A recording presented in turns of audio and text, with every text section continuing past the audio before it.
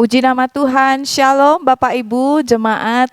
Pada pagi hari ini senang sekali kita di tahun yang baru 2022. Kita bertemu dalam saat teduh bersama setiap Jumat. Saya percaya kita semuanya diberkati Tuhan. Di tahun yang baru, berkat yang baru, pengurapan yang baru. Sebelum kita mengangkat pujian bagi Tuhan dan mendengar firman Tuhan, mari sama-sama kita tundukkan kepala, kita berdoa. Bapa yang baik, terima kasih buat pagi hari ini, untuk segala berkat yang Kau sediakan bagi kami, bagi jemaat Tuhan yang sedang melakukan aktivitas di luar rumah Tuhan, mungkin juga yang ada di rumah. Kami percaya kuasa-Mu ada di tengah-tengah kami. Sebentar kalau kami akan memuji menyembah Tuhan, biarlah Roh Kudus-Mu ada di tengah-tengah kami, memberkati, mengurapi kami Tuhan, menuntun kami, memberkati hamba Tuhan yang akan menyampaikan firman. Terima kasih Bapa, kami naikkan syukur bagi Engkau Tuhan. Di dalam nama Tuhan Yesus kami bersyukur. Amin.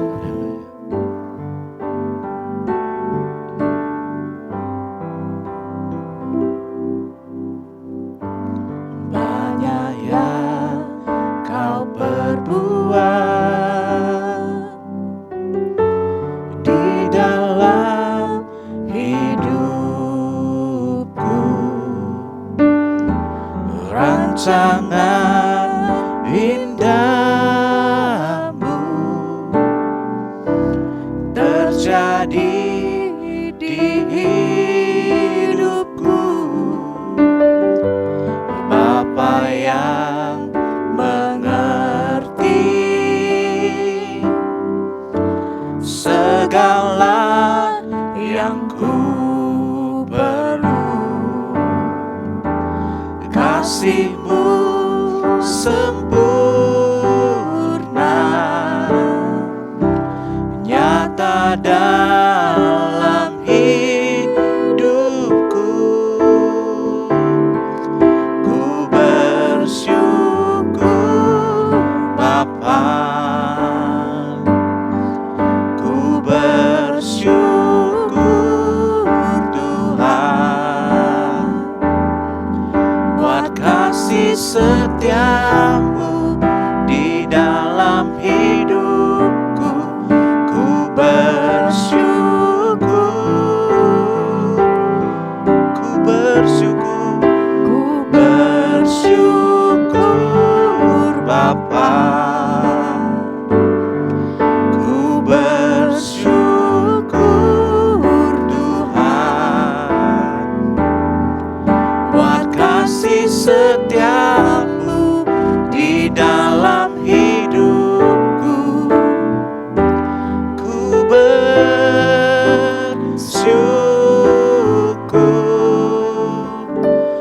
Tuhan.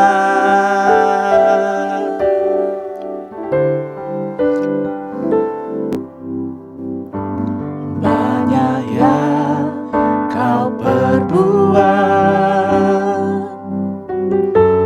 di dalam hidupku, rancangan indahmu terjadi di hidupku, Bapa yang mengerti segala yang ku perlu. Kasih-Mu sempurna, nyata dalam hidupku. Ku bersyukur Bapa, ku bersyukur Tuhan, buat kasih setiamu di dalam hidupku. Ku bersyukur,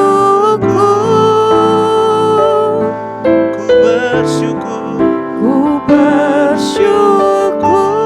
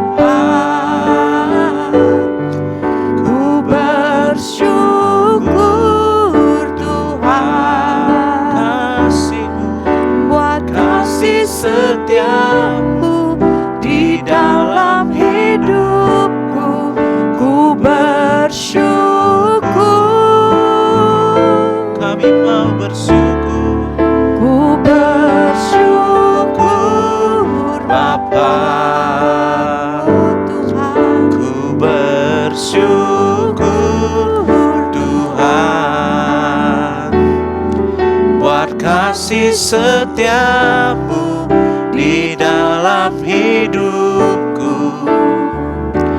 Ku bersyukur,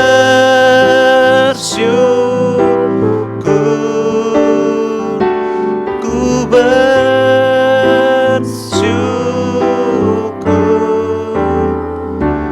ku bersyukur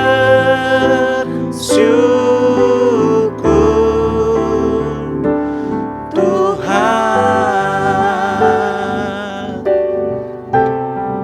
Oh, ku bersyukur. Haleluya. Terima kasih ya Ku Tuhan, bersyukur padamu. kasih setiamu tak pernah berakhir. Haleluya. Oh ya Tuhan, Terima kasih Tuhan. Haleluya. Terima kasih Bapa. Oh, Kami bersyukur. Kami terima kasih bersyukur. Tuhan, Oh, segala rancangan-Mu terbaik. haleluya. Haleluya. Terima kasih Bapa. Terima Kau kasih. baik Tuhan. Haleluya. Haleluya. Terima kasih ya Tuhan, untuk segala rancangan yang Kau berikan dalam hidup kami. Satu hal yang kami tahu adalah Tuhan tidak pernah meninggalkan kami, dan rancangan-Mu itu mulia bagi kami Tuhan. Engkau yang lebih tahu cara untuk menolong hidup kami, dan segala apa yang kami rencanakan, bila kami meletakkannya di dalam tangan Tuhan, pasti Tuhan perbuat menjadi berhasil. Haleluya. Mari sama-sama kita mengangkat pujian ini bagi Tuhan kembali. Engkau yang lebih tahu.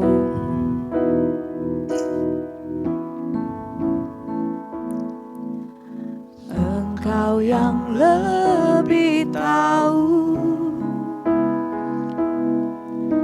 Cara untuk membuka jalanku. Engkau yang lebih mengerti cara untuk menolong hidupku. Ku percaya Kau Tuhan. Ku percaya Kau Tuhan yang tak pernah gagal, menjadikanku lebih dari pemenang. Ku percaya Kau Tuhan yang tak pernah lalai, menepati janji-janji-Mu. Engkau yang lebih tahu Tuhan. Engkau yang lebih tahu cara untuk membuka jalanku. Engkau yang lebih mengerti cara untuk menolong hidupku. Ku percaya Kau Tuhan yang tak pernah gagal, menjadikanku lebih dari pemenang. Ku percaya Kau Tuhan yang tak pernah lalai, menepati janji-janji-Mu. Kami percaya, ku percaya Kau Tuhan yang Dia tak pernah gagal, bahkan Dia menjadikan kita lebih dari pemenang. Itu kata firman Tuhan. Oh, pemenang. Ku percaya Kau Tuhan yang tak pernah lalai, menepati janji-janji-Mu. menepati janji-janji-Mu, menepati janji-janji-Mu. Haleluya. Rancangan-Mu Tuhan, rancangan yang terbaik di dalam seluruh hidup kami. Digenapilah Yeremia 29 ayat 11 di dalam setiap hidup jemaat-Mu Tuhan. Bagi setiap kami orang-orang yang mengasihi-Mu, bahwa rancangan-Mu adalah rancangan yang mendatangkan damai sejahtera, bukan kecelakaan. Masa depan yang indah Tuhan sedang rancangkan bagi kami, orang-orang yang dipilih Tuhan untuk menggenapi semua rencana Tuhan dalam hidup kami. Haleluya. Kami sembah Kau Tuhan. Pagi hari ini Tuhan, kami bawa seluruh perencanaan kami. Kami bawakan di hadapan-Mu, di kaki-Mu ya Tuhan, di dalam tangan-Mu Tuhan, di dalam keperkasaan tangan-Mu kami serahkan hidup kami, rencana kami Tuhan.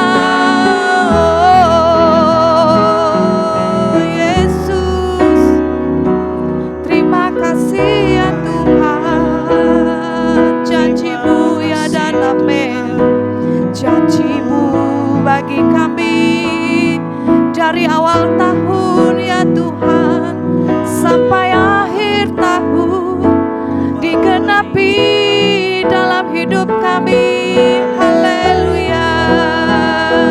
Terima kasih. Terpuji nama-Mu Tuhan. Terima kasih ya Tuhan.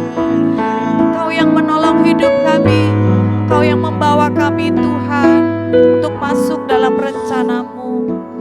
Pagi hari ini kami sediakan waktu untuk dengar firman-Mu. Berkuasalah Engkau Tuhan atas hamba-Mu yang akan menyampaikan firman. Biarlah dia berbicara Tuhan dengan pengurapan yang daripada-Mu Tuhan. Isi hati-Mu yang ingin Kau singkapkan bagi setiap kami, anak-anak Tuhan, jemaat Tuhan yang saat ini sedang beraktivitas. Terima kasih Bapa, di dalam nama Tuhan Yesus kami siap dengar firman-Mu. Amin. Shalom, selamat pagi Bapak Ibu yang dikasihi oleh Tuhan Yesus Kristus dan yang kami kasihi.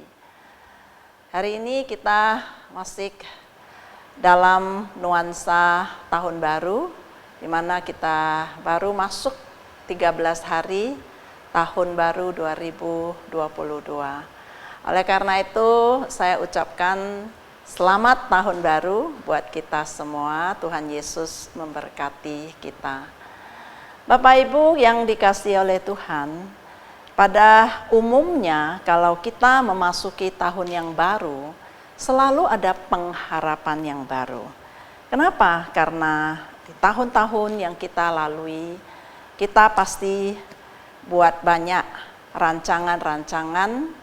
Ya, jadi mungkin saja ada hal-hal yang tidak tercapai, sehingga memasuki tahun yang baru selalu ada pengharapan baru di dalam Tuhan. Nah, ada dua hal yang selalu kita lakukan. Yang pertama, kita itu pasti mengevaluasi apa yang sudah kita kerjakan di tahun yang lalu. Keberhasilan kita mungkin, kalau kita berhasil ya kita akan meningkatkan keberhasilan kita, meningkatkan kualitas kita ataupun kuantitas ya. Nah, tetapi kalau ada hal-hal yang gagal misalnya yang kita alami, kita juga akan mengadakan evaluasi. Mengapa kita gagal? Mengapa kita tidak mencapai apa yang kita targetkan, apa yang kita rencanakan, dan apa yang perlu kita perbaiki, apa yang perlu kita tingkatkan.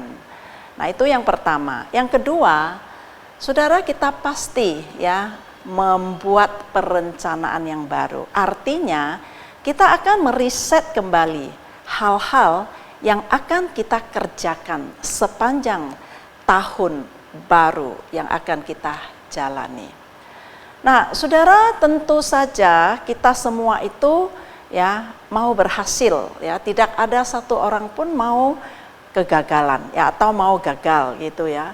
Nah, untuk itu bagaimana kita itu meriset rancangan atau perencanaan kita supaya kita berhasil.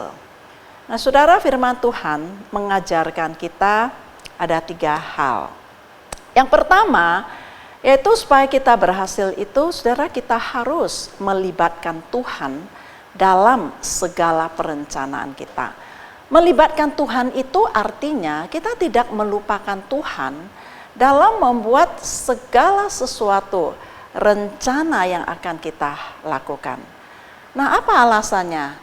Saudara, di Amsal pasal 19 ayat 21 dikatakan bahwa banyaklah rancangan di hati manusia, tetapi keputusan Tuhanlah yang terlaksana. Banyaklah rancangan di hati manusia, tetapi keputusan Tuhanlah yang terlaksana. Betul ya saudara ya, manusia itu selalu gak pernah punya satu rancangan, banyak ya. Banyak sekali keinginannya ya, banyak sekali cita-citanya setinggi langit ya, banyak sekali hal-hal yang akan dikerjakan ya untuk mencapai hasrat hatinya, saudara. Nah, kadang-kadang terlalu banyak rancangan di hati manusia itu membuat kita itu nggak bisa fokus ya, sehingga kita itu menjadi tidak terarah.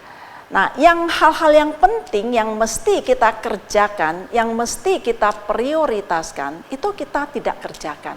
Menjadi lalai. Tapi kita kerjakan hal-hal yang tidak penting. Sehingga fokus kita itu terdistract. Kenapa? Karena terlalu banyak rancangan-rencana yang mau kita kerjakan sehingga kita itu jadi bingung. Ya, saking banyaknya. Nah, saudara, melibatkan Tuhan ya, artinya itu kita bawa segala apapun yang kita rencanakan itu dalam doa dan diserahkan kepada Tuhan, yaitu kita meminta pimpinan daripada Tuhan, ya, supaya terlalu banyak apa yang akan kita kerjakan, ya, rancangan-rancangan yang akan kita kerjakan itu semua itu diarahkan oleh Tuhan. Perjalanan kita itu dituntun oleh Roh Kudus. Nah, saudara, di Yakobus pasal 4 ayat 14 sampai 15 juga mengingatkan kepada kita tentang tidak melupakan Tuhan dalam perencanaan. Mengapa? Karena manusia itu terbatas, saudara. Adanya keterbatasan manusia, adanya keterbatasan kemampuan manusia, adanya keterbatasan kekuatan manusia. Banyak hal yang manusia itu terbatas dan tidak mengetahuinya. Makanya di Yakobus pasal 4 ayat 14 dikatakan, sedang kamu itu tidak tahu apa yang akan terjadi besok. Apakah arti hidupmu? Hidupmu itu sama seperti uap yang sebentar saja kelihatan lalu lenyap. Nah, saudara, ayat ini mengingatkan kita bahwa pengetahuan kita itu terbatas, saudara, ya. Jadi kita itu nggak pernah tahu apa sih yang akan terjadi besok. Mungkin saja kita banyak merencanakan hal-hal setinggi langit, ternyata ya nggak bisa kita lakukan. Nah, saudara, oleh karena itu kita harus menyerahkan semua atau melibatkan Tuhan ya dalam segala apapun yang kita ingin kerjakan. Nah, apa arti hidupmu? Artinya hidup kita itu begitu singkat, saudara, dan kita juga tidak tahu ya sebatas mana kita mampu melakukannya. Oleh karena itu kita perlu menyerahkan kepada Tuhan, melibatkan Tuhan, minta tuntunan Tuhan untuk segala sesuatu yang kita akan kerjakan. Yang kedua, saudara, kita diingatkan bahwa ada kehendak Tuhan dalam segala sesuatu yang kita akan kerjakan. Sehingga Yakobus mengatakan di ayat 15, sebenarnya kamu harus berkata, jika Tuhan menghendakinya, kami akan hidup, berbuat ini dan itu, ya. jika Tuhan menghendakinya, kami akan hidup dan berbuat ini dan itu. Jadi saudara, jika apa yang kita rencanakan itu tidak sesuai dengan kehendak Tuhan, saudara, maka itu pasti tidak akan berhasil. Sebab tadi kembali kepada Amsal mengatakan, keputusan atau kehendak Tuhanlah yang terjadi dalam hidup kita. Kehendak Tuhanlah yang terlaksana dalam hidup kita. Dan keputusan Tuhanlah yang terjadi. Sebab keputusan Tuhan yang paling tepat, keputusan Tuhan yang paling benar, dan keputusan Tuhan yang paling pas. Dan Tuhan itu tahu apa yang terbaik buat kita. Jadi artinya kalau ada hal-hal yang tidak baik, yang tidak sesuai dengan kebenarannya, yang tidak sesuai dengan kehendaknya, Tuhan tidak akan mengizinkan kita melakukannya. Saudara, di Yesaya pasal 55 ayat 8 dan 9 di situ juga dikatakan bahwa rancangan dan jalan Tuhan itu lebih tinggi dari rancangan dan jalan manusia. Jadi saudara, kalau ada rencana-rencana kita yang tidak diizinkan Tuhan, ya saudara, kita jangan kecewa, kita jangan putus asa, dan kita harus percaya bahwa Tuhan pasti menyediakan rancangan dan jalannya yang lebih tinggi, lebih baik dari rencana dan jalan kita. Nah, oleh karena itu saudara, yang pertama, supaya kita berhasil, libatkan Tuhan, jangan melupakan Tuhan dalam perencanaan kita. Saudara, ini juga sesuatu hal ya yang membuat itu kita tidak menjadi congkak, membuat kita itu tidak menjadi sombong, seolah-olah kesanggupan kita, kekuatan kita lah mampu melakukan. Sebab Tuhan itu tidak suka kepada orang yang sombong. Tuhan tidak suka kepada orang yang congkak. Saudara, yang kedua, supaya kita berhasil dalam perencanaan kita, pikirkan perkara yang di atas. Jangan pikirkan perkara yang di bumi saja. Itu kata Paulus ya di Kolose 3 ayat 2. Paulus mengatakan kepada jemaat di Kolose, pikirkanlah perkara yang di atas, bukan yang di bumi. Saudara, ini maksudnya adalah dia mengingatkan kepada orang-orang percaya ya, itu harus menjadi orang yang berbeda dengan orang-orang dunia. Saudara, kita ini ya orang yang sudah percaya kepada Yesus Kristus, kita yang telah dibaptis, itu artinya manusia lama kita, sifat-sifat duniawi kita itu telah mati, dikuburkan dalam baptisan. Dan kita itu dibangkitkan menjadi manusia baru, yaitu manusia rohani yang menyerupai Kristus. Menyerupai Kristus itu artinya kita itu memiliki pikiran dan kehendak Kristus. Kita memikirkan apa yang ada di kerajaan sorga. Pikiran-pikiran kita itu diarahkan kepada perkara-perkara di atas, yaitu hal-hal yang kekal. Saudara, ini bukan berarti bahwa kita harus menarik diri dari pekerjaan dunia. Tidak. Maksudnya adalah supaya orang percaya itu memandang segala sesuatu, merencanakan segala sesuatu untuk pekerjaan di dunia itu dengan latar belakang, yaitu konsep, bisa memandang kepada nilai-nilai kekekalan. Tidak lagi mementingkan urusan-urusan dunia. Artinya tidak lagi memprioritaskan perkara-perkara dunia. Saudara, sebab apa yang ada di dunia, apa yang ada di bumi, itu hanya bersifat sementara. Tapi perkara yang di atas, perkara-perkara sorgawi, itu adalah kekal abadi. Jadi saudara, pikirkan perkara di atas, bukan hanya perkara di dunia, karena kita ini adalah warga kerajaan sorga. Saudara, di Matius pasal 6 ayat 19 juga mengingatkan bahwa perencanaan atau ya investasi kita yang ada di bumi itu ada ngengat, ya, ada karat yang bisa merusaknya, bahkan ada pencuri membongkar serta mencurinya. Tetapi kalau kita menginvestasikan, ya, membuat rencana-rencana, ya, untuk perkara-perkara di atas, hal-hal sorgawi, saudara, itu dijamin aman, ya, karena di sorga tidak ada ngengat, tidak ada karat, tidak ada pencuri. Jadi saudara, pikirkan perkara yang di atas. Nah, itu juga tentang kesehatan rohani kita.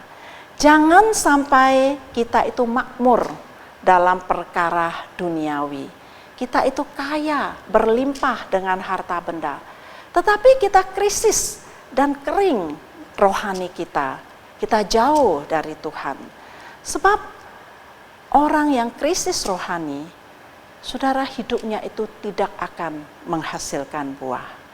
Nah, oleh karena itu, saudara, untuk supaya kita bisa memikirkan perkara-perkara di atas, supaya kita bisa memiliki pikiran-pikiran Kristus, maka kita perlu untuk membangun keintiman kita dengan Tuhan. Kita perlu membangun hubungan yang dekat dengan Tuhan. Ada waktu untuk kita bersaat teduh, mencari Tuhan, merenungkan firman Tuhan. Kita minta hikmat dari Tuhan, minta visi dari Tuhan. Nah, saudara, orang yang intim dengan Tuhan, yang selalu dekat dengan Tuhan, yang tekun merenungkan firman Tuhan. Di Mazmur 1 dikatakan, diumpamakan bahwa hidupnya itu seperti pohon yang ada di tepi aliran air. Saudara, dia itu akan senantiasa bisa menghasilkan buah pada musimnya. Nah, saudara, kalau engkau, ya, kalau kita memikirkan perkara-perkara di atas, percayalah Tuhan menyertai kita dan Tuhan pasti membuat usaha kita berhasil. Saudara, yang ketiga, supaya kita berhasil dalam perencanaan kita, buatlah perencanaan yang sesuai dengan ukuran iman kita. Di Roma pasal 12 ayat 3 dikatakan, berdasarkan kasih karunia yang dianugerahkan Tuhan kepada kita. Janganlah kamu memikirkan hal-hal yang lebih tinggi daripada apa yang patut kamu pikirkan, tetapi hendaklah kamu berpikir begitu rupa sehingga kamu menguasai diri menurut ukuran iman yang dikaruniakan Allah kepada kamu masing-masing.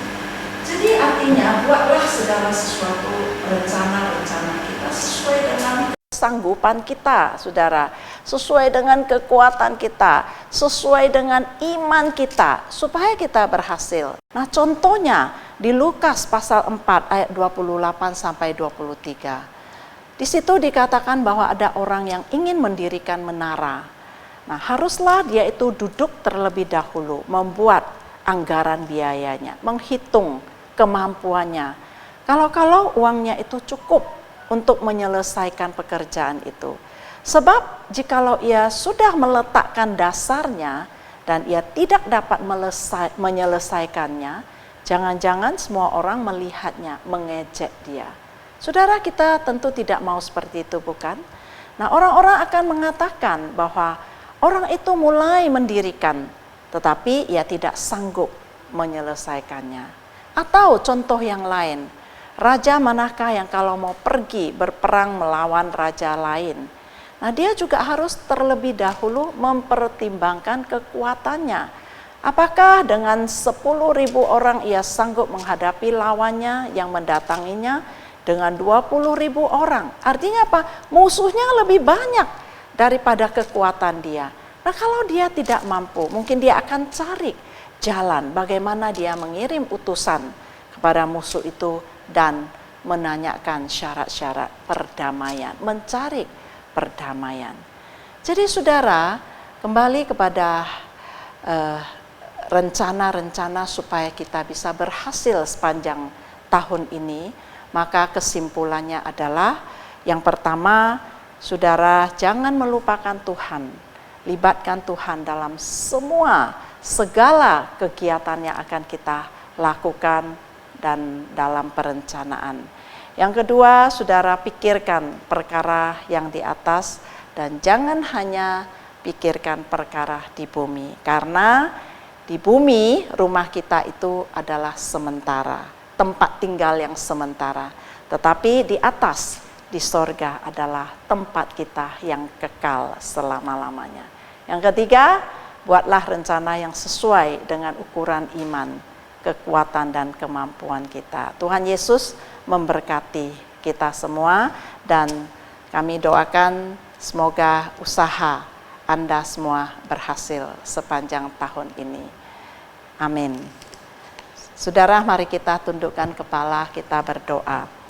Bapa di sorga, terima kasih pada pagi hari ini di dalam melangkahkan kaki kami masuk di dalam tahun yang baru. Tuhan tahu ada banyak rancangan-rancangan di dalam hati kami yang akan kami kerjakan sepanjang tahun ini. Baik itu rancangan dalam keluarga, baik itu rancangan dalam bisnis usaha kami, baik itu rancangan dalam pelayanan yang akan kami kerjakan sepanjang tahun ini. Biarlah Tuhan sesuai dengan firman-Mu yang kami dengar dan kami renungkan pada pagi hari ini. Tuhan, Roh Kudus pimpin kami semua, supaya segala sesuatu kami tidak pernah melupakan Tuhan. Kami serahkan semua apa yang kami kerjakan di dalam pimpinan Roh-Mu Tuhan. Dan pimpin kami juga Tuhan untuk tidak fokus kepada perkara urusan dunia saja. Tapi biarlah kami memikirkan tentang kerajaan sorga. Kami memperhatikan kesehatan rohani kami. Kami memperhatikan hubungan kami dengan Tuhan, karena di dalam keintiman kami dengan Tuhan, kami percaya tuntunan Roh Kudus akan semakin jelas, suara Tuhan akan semakin nyata, jelas untuk kami dengar dan kami ikuti. Dan Tuhan juga memberkati supaya kami melakukan segala sesuatu sesuai dengan iman percaya kami kepada Engkau. Terima kasih Bapa, berkati seluruh jemaat Tuhan dan saudara-saudara kami dimanapun mereka berada yang mengikuti renungan pagi hari ini. Tuhan memberkati, menyertai dan membuat setiap usaha mereka berhasil. Terima kasih Bapa, di dalam nama Tuhan Yesus kami mengucap syukur dan kami berdoa. Mari angkat tangan kita dan terimalah berkat dari Tuhan. Kasih karunia dari Allah Bapa di surga, cinta kasih, kemurahan anugerah dari Yesus Kristus dan penyertaan Roh Kudus pada setiap kami mulai sekarang sampai selama-lamanya. Amin. Shalom, Tuhan Yesus memberkati.